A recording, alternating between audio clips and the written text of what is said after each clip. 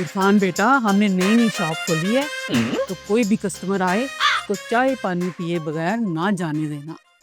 जब तुम चाय पानी पूछोगे ना, तो वो शर्मो शर्मी कुछ ना कुछ हमारी शॉप से ले जाएगा। समझ आई? आगे। ऐसे क्लाइंट बनाते हैं।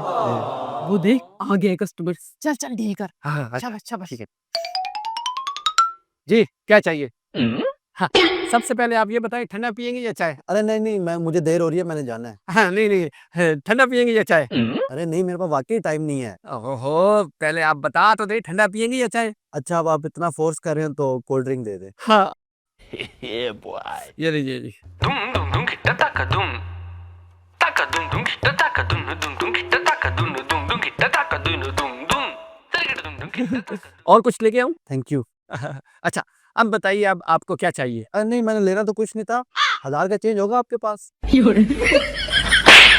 करा दिया ना मेरा नुकसान। यही तो मैं कह रही थी, तुझसे कोई धन का काम नहीं होता। और नहीं है, हमारे पास कोई चाहिए नहीं है। जाओ जाओ यहाँ से। मेरा टाइम जाया करवा दी है।